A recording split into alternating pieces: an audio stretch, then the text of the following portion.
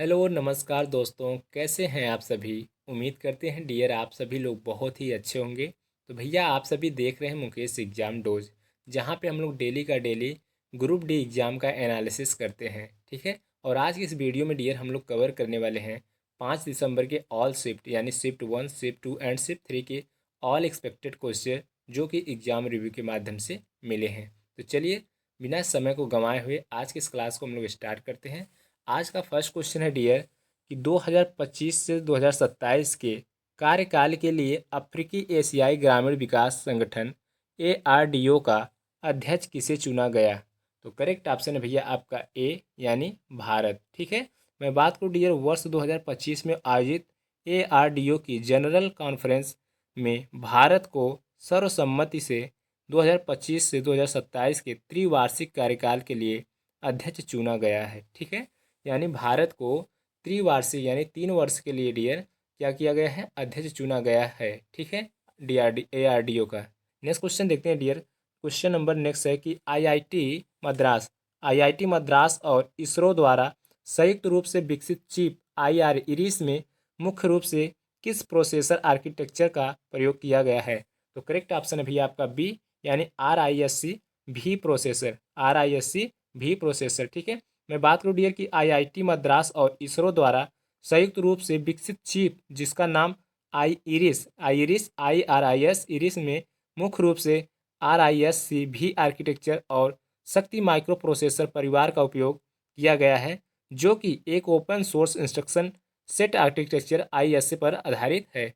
यानी भैया मैं बात करूँ आईआईटी मद्रास और इसरो द्वारा जो संयुक्त रूप से विकसित चिप है उसके मुख्य प्रोसेसर क्या है, तो RISC भी प्रोसेसर। RISC भी प्रोसेसर। ठीक है। चलिए नेक्स्ट क्वेश्चन देखते हैं डियर। नेक्स्ट क्वेश्चन है हमारा कि भारत पोल। नेक्स्ट क्वेश्चन है भैया भारत पोल ऑनलाइन पोर्टल का उद्घाटन किसने किया। भारत पोल ऑनलाइन पोर्टल का उद्घाटन किसने किया। तो करेक्ट ऑप्शन है भैया आपका बी यानी गृह मंत्री अमित शाह। गृह मंत्री अमित शाह। बात करें डियर गृह मंत्री अमित शाह द्वारा 7 जनवरी 2025 को भारत पोल पोर्टल को लॉन्च किया गया। यह पोर्टल CBI के अंतर्गत विकसित किया गया है। ठीक है। और इसका उद्देश्य क्या था भैया, तो अंतर्राष्ट्रीय पुलिस सहयोग को मजबूत करना। अंतर्राष्ट्रीय पुलिस सहयोग को मजबूत करना। ठीक है।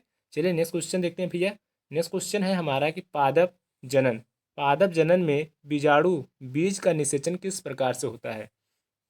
यानी भैया पादप जनन में बीजाणु बीज का निषेचन किस प्रकार से होता है। तो करेक्ट ऑप्शन है भैया आपका बी यानी आंतरिक निषेचन। ठीक है भैया, करेक्ट ऑप्शन हो जाएगा बी। तो आंतरिक निषेचन होता है। ठीक है। पादप में बीजाणु यानी बीज का जो निषेचन होता है, फर्टिलाइजेशन होता है, वो कैसे होता है भैया, तो आंतरिक निषेचन होता है। ठीक है। Internal fertilisation. ठीक है। चलिए नेक्स्ट क्वेश्चन है भैया उपकला ऊतक। उपकला ऊतक का मुख्य कार्य क्या है। उपकला ऊतक का मुख्य कार्य क्या है भैया, तो शरीर की सुरक्षा करना और ढकने का काम करना। ठीक है। ढकने का मतलब होता है भैया सुरक्षा करना। ठीक है। तो शरीर का सुरक्षा करना यानी ढकने का काम करना। ठीक है। बात करें डियर एपिथेलियल ऊतक उपकला ऊतक का मुख्य कार्य शरीर की आंतरिक और बाहरी सतहों को ढकना यानी सुरक्षा करना। ठीक है। और डियर पदार्थों का अवशोषण करना जैसे पाचन तंत्र में और स्राव जैसे ग्रंथियों में बलगम करना। साथ ही यह संवेदन यानी सेंसेशन, निस्पंदन, फिल्ट्रेशन और अंगों के बीच अलगाव भी करता है। ठीक है। यह त्वचा, श्वसन और पाचन पथ जैसी जगहें बनाता है जो शरीर को नुकसान से बचाने और उसके कार्यों को विनियमित करने में मदद करता है। ठीक है।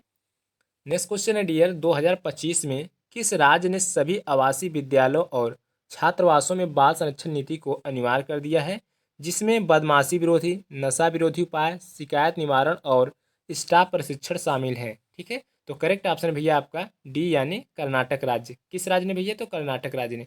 बात करें डियर यदि वर्ष 2025 में कर्नाटक सरकार ने सभी आवासीय विद्यालयों और छात्रावासों के लिए बाल संरक्षण नीति चाइल्ड प्रोटेक्शन पॉलिसी को अनिवार्य कर दिया।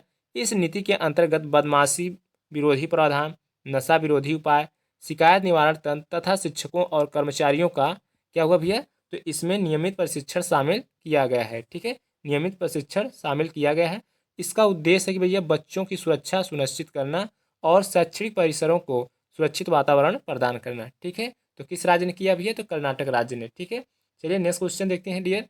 नेक्स्ट क्वेश्चन है 2025 से 2027 के कार्यकाल के लिए अफ्रीकी एशियाई ग्रामीण विकास संगठन ARDO का अध्यक्ष किसे चुना गया? तो करेक्ट ऑप्शन है भैया आपका ए यानी भारत राज्य। ठीक है भैया। मैं बात करूँ डियर कि वर्ष 2025 में आयोजित ARDO की जनरल कॉन्फ्रेंस में भारत को सर्वसम्मति से 2025-2027 के त्रिवार्षिक कार्यकाल के लिए अध्यक्ष चुना गया है। ठीक है, तो करेक्ट ऑप्शन है भैया आपका ए यानी भारत देश। ठीक है, चलिए नेक्स्ट क्वेश्चन देखते हैं डियर कि निम्नलिखित में से कौन सा पदार्थ क्रिस्टली होता है, यानी कौन सा पदार्थ क्रिस्टली होता है। यदि बात करूँ डियर क्रिस्टली, तो क्रिस्टली वे पदार्थ होते हैं जिनमें कण एक नियमित एवं निश्चित आंतरिक संरचना में व्यवस्थित होते हैं। ठीक है, यानी क्रिस्टली वे पदार्थ होते हैं भैया जिनमें कण एक नियमित एवं निश्चित आंतरिक संरचना में व्यवस्थित होते हैं। जैसे रेत मुख्यतः सिलिकॉन डाइऑक्साइड SiO2 से बनी होती है जो क्रिस्टलिक क्वार्टज रूप में पाई जाती है। ठीक है, और बात करूँ डियर कि जैसे नमक हो गया, तो नमक भी भैया क्या है ना कि नमक भी क्रिस्टली जालक बहुत स्पष्ट और नियमित होता है। चीनी जैसे सुक्रोज भी एक क्रिस्टली ठोस है जिसके दाने स्पष्ट क्रिस्टली बनाते हैं। इसलिए डियर रेत, नमक और चीनी तीनों क्या है? क्रिस्टली पदार्थ हैं। ठीक है, तो करेक्ट ऑप्शन हो जाएगा भैया आपका डी यानी तीनों। नेक्स्ट क्वेश्चन देखते हैं भैया निम्नलिखित में से कौन प्राकृतिक पारिस्थितिकी तंत्र का उदाहरण है? तो करेक्ट ऑप्शन आपका हो जाएगा 1 यानी फॉरेस्ट। बात करें डियर प्राकृतिक पारिस्थितिकी तंत्र वे होते हैं जो प्राकृतिक द्वारा स्वयं निर्मित होते हैं और मनुष्य के हस्तक्षेप के बिना संतुलित रूप से संचालित होते हैं। बात करें डियर जैसे हो गया आपका 1 यानी फॉरेस्ट, यह एक प्राकृतिक पारिस्थितिकी तंत्र है जिसमें पौधे, जानवर, सूक्ष्मजीव और पर्यावरण के अन्य घटक आपस में क्रिया करते हैं। ठीक है, नेक्स्ट क्वेश्चन देखते हैं डियर। नेक्स्ट क्वेश्चन है कि दीर्घकालिक गर्भाधारण को रोकने के लिए क्या उपयोग किया जाना चाहिए, यानी लंबे समय तक गर्भाधारण को रोकने के लिए क्या उपयोग किया जाना चाहिए? तो करेक्ट ऑप्शन हो जाएगा आपका सी यानी कॉपर टी। ठीक है, नेक्स्ट क्वेश्चन देखते हैं डियर। नेक्स्ट क्वेश्चन है भैया कि निम्नलिखित में से किस जीव में पीड़कनाशी की सांद्रता सबसे अधिक होती है? तो करेक्ट ऑप्शन हो जाएगा भैया आपका डी यानी चील। बात करें डियर पीड़कनाशी की यानी पेस्टिसाइड की सांद्रता सामान्यतः खाद्य श्रृंखला यानी फूड चेन में सबसे ऊपरी स्तर के जीवों में सबसे अधिक होती है। इस प्रक्रिया को जैववर्धन या बायोमैग्निफिकेशन कहा जाता है। आगे देखते हैं डियर कि जैसे भोजन श्रृंखला के शीर्ष उपभोक्ता होने के कारण चील में पीड़कनाशी की मात्रा सबसे अधिक पाई जाती है। तो करेक्ट ऑप्शन क्या हो जाएगा भैया आपका चील। ठीक है, नेक्स्ट क्वेश्चन देखते हैं डियर। नेक्स्ट क्वेश्चन भैया 2025 एशियाई जिम्नास्टिक चैंपियनशिप के वर्ल्ड फाइल में कांस्य पदक किसने जीता? तो करेक्ट ऑप्शन हो जाएगा भैया ऑप्शन नंबर सी प्रणति नायक। ठीक है, मैं बात करूँ डियर प्रणति नायक के बारे में, तो इन्होंने फाइल में कुल 13.466 अंक लेकर तीसरा स्थान हासिल किया। और ये कहाँ हुआ था? तो वह स्थान का नाम है भैया दक्षिण कोरिया यानी जेचियोन के दक्षिण कोरिया में जून 2025 में यह आयोजित किया गया था। ठीक है, चलिए नेक्स्ट क्वेश्चन देखते हैं भैया। नेक्स्ट क्वेश्चन है जून 2025 तक नरेंद्र मोदी भारत के प्रधानमंत्री के रूप में कितने वर्षों तक कार्य कर चुके हैं? तो करेक्ट ऑप्शन है भैया आपका सी यानी 11 वर्षों तक। ठीक है, यानी 2025 तक नरेंद्र मोदी ने भारत के प्रधानमंत्री के रूप में कितने वर्षों तक कार्य कर चुके हैं? तो करेक्ट ऑप्शन हो जाएगा सी यानी 11 वर्षों तक। ठीक है, नरेंद्र मोदी ने पहली बार 26 मई 2014 को भारत के प्रधानमंत्री पद की शपथ ली थी और 26 मई 2014 से 26 मई 2025 तक इन्होंने 11 वर्ष पूरे कर लिए। ठीक है, चलिए नेक्स्ट क्वेश्चन देखते हैं भैया। नेक्स्ट क्वेश्चन है हमारा मार्च 2025 में डोनाल्ड ट्रंप के थ्रो सेशन में किसने भाग लिया था? यानी मार्च 2025 में डोनाल्ड ट्रंप के थ्रो सेशन में किसने भाग लिया था? तो करेक्ट ऑप्शन हो जाएगा भैया आपका क्या भैया? तो इमानुअल मैक्रो। ठीक है, जो मार्च 2025 में डोनाल्ड ट्रंप के साथ उच्च स्तरीय बैठक में भाग लेने वाले व्यक्ति थे कौन? जो कि फ्रांस के थे इमानुअल मैक्रो। ठीक है, तो फ्रांस के क्या थे भैया? कि फ्रांस के राष्ट्रपति थे इमानुअल मैक्रो। चलिए नेक्स्ट क्वेश्चन देखते हैं भैया। नेक्स्ट क्वेश्चन है मधुमक्खी पालन यानी बी कीपिंग किसे प्राप्त करने के लिए किया जाता है? तो आपको 4 ऑप्शन दिए गए थे जिनमें करेक्ट ऑप्शन है भैया आपका ऑप्शन नंबर डी यानी शहद, यानी शहद की प्राप्ति के लिए मधुमक्खी पालन किया जाता है। और मधुमक्खी पालन को हम लोग क्या कहते हैं भैया? एपीकल्चर। ठीक है, चलिए नेक्स्ट क्वेश्चन निम्नलिखित में से कौन सा सरल ऊतक है? तो करेक्ट ऑप्शन हो जाएगा भैया आपका सी पैरेंकाइमा। बात करिए सरल ऊतक सिंपल टिश्यू वे ऊतक होते हैं जो एक ही प्रकार की कोशिकाओं से बने होते हैं और समान प्रकार के क्या करते हैं भैया? कार्य करते हैं। जो एक ही प्रकार की कोशिकाओं से बने होते हैं और समान प्रकार के कार्य करते हैं, इन्हें हम लोग कहते हैं भैया सरल ऊतक। ठीक है, तो कौन है आपके सरल ऊतक? ये है भैया पैरेंकाइमा। मैं बात कर डियर पैरेंकाइमा क्या है? एक सरल अस्थायी ऊतक है। ठीक है, आगे देखते हैं डियर कोलेनकाइमा और स्क्लेरेनकाइमा भी सरल ऊतक है, जबकि जाइलम और फ्लोएम जटिल ऊतक हैं क्योंकि यह कई प्रकार की कोशिकाओं से बने होते हैं। यानी जाइलम और फ्लोएम, जाइलम और फ्लोएम की बात करिए तो ये जटिल ऊतक हैं। ये कई प्रकार के कोशिकाओं से बने होते हैं। जबकि आपके कोलेन काइमा, स्क्लेरन काइमा एंड पैरेंकाइमा ये सभी क्या है भैया आपके सरल अस्थायी ऊतक हैं। चलिए बात कर डियर की रक्त यानी ब्लड क्या है, तो जंतु ऊतक है जो कि पादप में नहीं पाया जाता है। ठीक है, यानी जो रक्त ब्लड है भैया वो जंतु ऊतक है, पादप ऊतक नहीं है। नेक्स्ट क्वेश्चन देखते हैं भैया। नेक्स्ट क्वेश्चन है कि यदि कोई वाहन 50 किलोमीटर प्रति घंटा की गति से चल रहा हो और उसे तुरंत रोकना हो तो किस वाहन में ब्रेक सबसे तेज काम करेगा। यानी ये वाहन चल रहे हैं भैया, यानी इस वाहन को यदि 50 किलोमीटर प्रति घंटे से सभी वाहन चल रहे हों और इन्हें अचानक रोकना हो तो कौन से वाहन सबसे जल्दी रुकेंगे। तो करेक्ट ऑप्शन हो जाएगा आपका भैया सी। यानी क्यों भैया सबसे जल्दी रुकेंगे, तो किसी चलते हुए वाहन को रोकने में लगने वाला समय उसके जड़त्व और द्रव्यमान पर निर्भर करता है। ठीक है, उसके जड़त्व और द्रव्यमान पर निर्भर करता है। बात कर लीजिए जैसे ट्रक और बस का द्रव्यमान बहुत अधिक होता है, अधिक जड़त्व उन्हें रोकने में ज़्यादा समय लगता है। ठीक है, और साइकिलिन का द्रव्यमान कम होता है तो कम जड़त्व यानी उसे जल्दी रोका जा सकता है।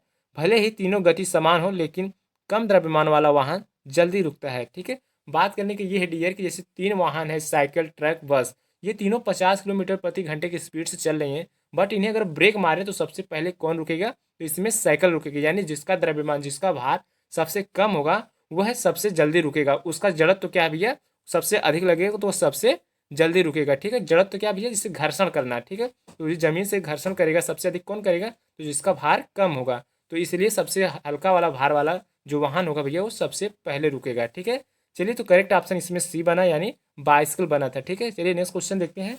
नेक्स्ट क्वेश्चन है जब कोई वस्तु समान चाल से वृत्ताकार पथ पर गति करती हो तो उसे गति को क्या कहते हैं।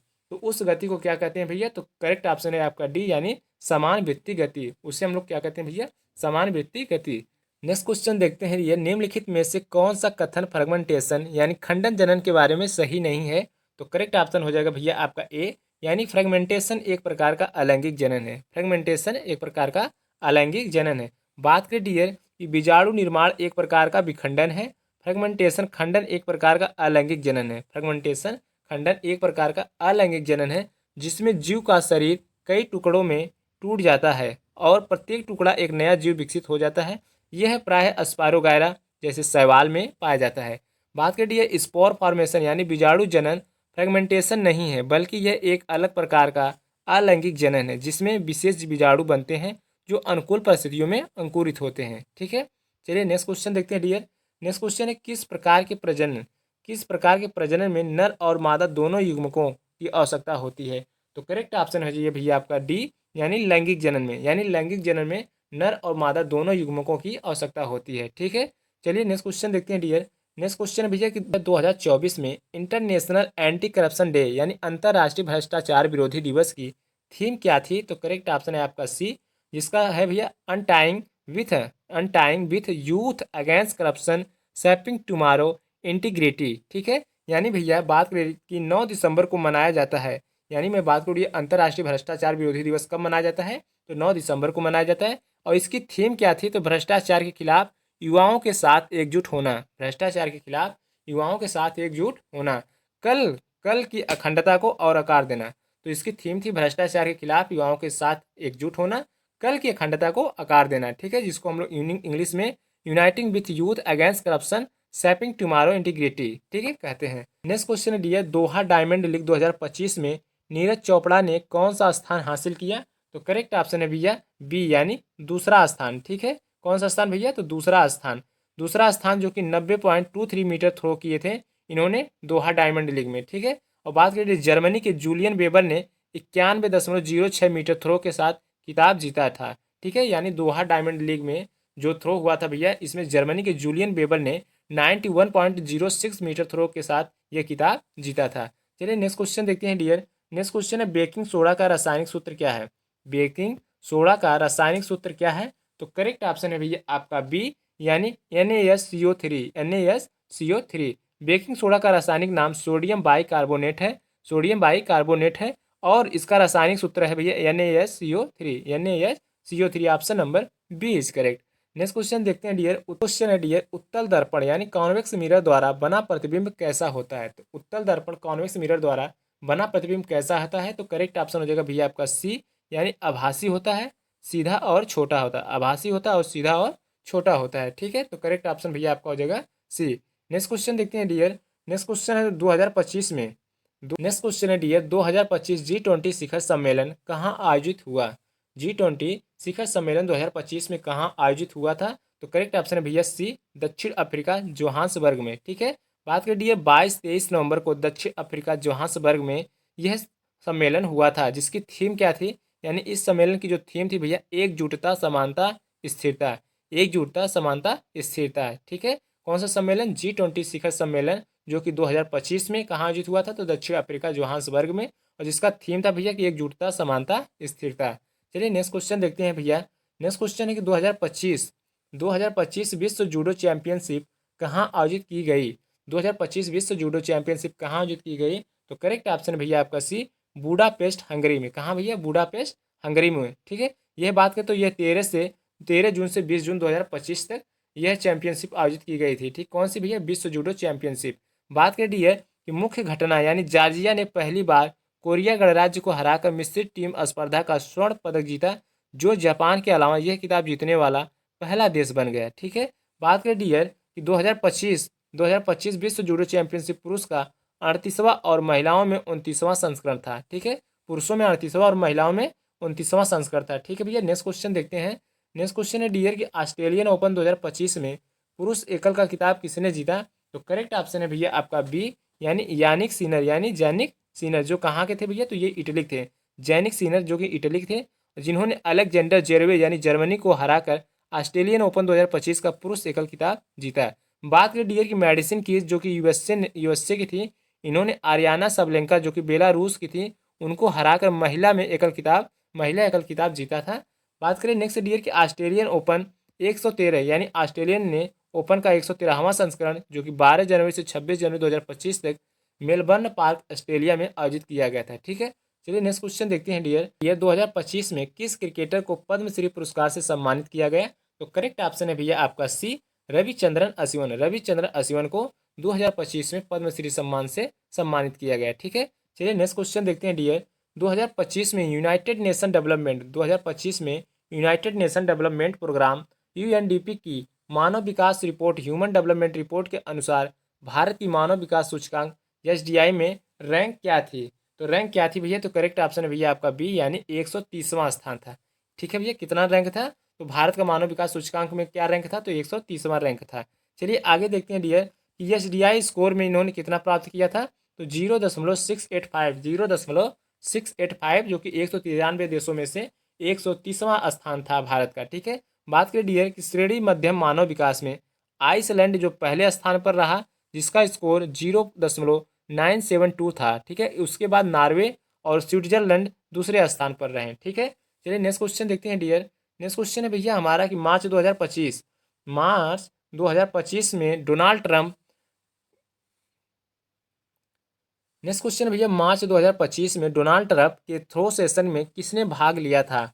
तो डोनाल्ड ट्रंप के थ्रो सेशन में किसने भाग लिया था? तो करेक्ट ऑप्शन है भैया Emmanuel Macron, option number B is correct. भैया मैं बात करूँ मार्च 2025 में डोनाल्ड ट्रंप के साथ उच्च स्तरीय बैठक में भाग लेने वाले व्यक्ति, ये थे फ्रांस के इमैनुअल मैक्रो, जो कि फ्रांस के क्या थे भैया? राष्ट्रपति थे। ठीक है, नेक्स्ट क्वेश्चन देखते हैं। नेक्स्ट क्वेश्चन है भैया हाल ही में निवेशकों के साथ होने वाली धोखाधड़ी को रोकने के लिए बीईडी यानी वेरीफाइड डिजिटल यूपीआई हैंडल किसने पेश की? यानी हाल ही में निवेशकों के साथ होने वाली धोखाधड़ी को रोकने के लिए B.Ed verified digital UPI handle किसने पेश की? तो करेक्ट ऑप्शन है भैया आपका डी, यानी भारतीय प्रतिभूति और विनिमय बोर्ड, जिन्हें हम लोग शॉर्टकट में सेबी कहते हैं। सेबी का जो फुल फॉर्म है भैया security and exchange board of India, securities and exchange board of India, जिन्होंने हाल ही में निवेशकों को डिजिटल भुगतान से जुड़ी धोखाधड़ी यानी फ्रॉड से बचाने के उद्देश्य से वीईडी यूपीआई हैंडल पेश की। ये वीईडी का अर्थ क्या है भैया? तो वेरीफाइड डिजिटल। मैं बात करूँ डियर कि यूपीआई हैंडल के माध्यम से केवल सेबी पंजीकृत संस्थाओं को ही भुगतान किया जाएगा। ठीक है, नेक्स्ट क्वेश्चन देखते हैं डियर। नेक्स्ट क्वेश्चन है कि रोस्टिंग प्रक्रिया क्या है? रोस्टिंग की प्रक्रिया मुख्य रूप से किन आयस्कों के लिए की जाती है? तो करेक्ट ऑप्शन है भैया आपका सी, यानी सल्फाइड ऐश के लिए। किसके लिए भैया? तो कहेंगे आप सल्फाइड ऐश के लिए। रोस्टिंग वह प्रक्रिया जिसमें अयस्क को अधिक मात्रा में आई ऑक्सीजन की उपस्थिति में गर्म किया जाता है। यह प्रक्रिया मुख्य रूप से सल्फाइड अयस्कों पर लागू की जाती है। ठीक है, बात करें डियर नेक्स्ट क्वेश्चन की, तो नेक्स्ट क्वेश्चन है हमारा कि सितंबर 2025, नेक्स्ट क्वेश्चन है डियर, सितंबर 2025 में बिहार में सस्ती दरों पर ऋण उपलब्ध कराने के लिए प्रधानमंत्री नरेंद्र मोदी द्वारा कौन सी योजना शुरू की गई? तो करेक्ट ऑप्शन है भैया आपका डी, यानी जीविका निधि क्रेडिट कोऑपरेटिव सोसाइटी। जीविका निधि क्रेडिट कोऑपरेटिव सोसाइटी। बात करिए सितंबर 2025 में प्रधानमंत्री नरेंद्र मोदी ने बिहार में जीविका निधि क्रेडिट कोऑपरेटिव सोसाइटी की शुरुआत की। और इस योजना का उद्देश्य क्या था भैया? तो इस योजना का उद्देश्य था स्वयं सहायता समूह SHGS में जुड़ी महिलाओं को कम ब्याज दरों पर ऋण उपलब्ध कराना। ठीक है, चलिए नेक्स्ट क्वेश्चन देखते हैं। नेक्स्ट क्वेश्चन भैया वर्ष 2025 में, यानी वर्ष 2025 में वर्ल्ड इकोनॉमिक फोरम WEF द्वारा प्रकाशित ऊर्जा संक्रमण सूचकांक ETI में भारत की रैंकिंग कितनी गिरावट आई? तो करेक्ट ऑप्शन है भैया आपका बी, यानी 8 पायदान। ठीक है, बात करिए जो 2024 में 63वीं थी वो 2025 में घटकर कितनी हो गई? तो 71वीं हो गई। ठीक है, जिसका समग्र स्कोर 53.3 से रैंकिंग 71 से 118 देशों में से सिस्टम प्रदर्शन स्कोर 60.0 संक्रमण रह गया है।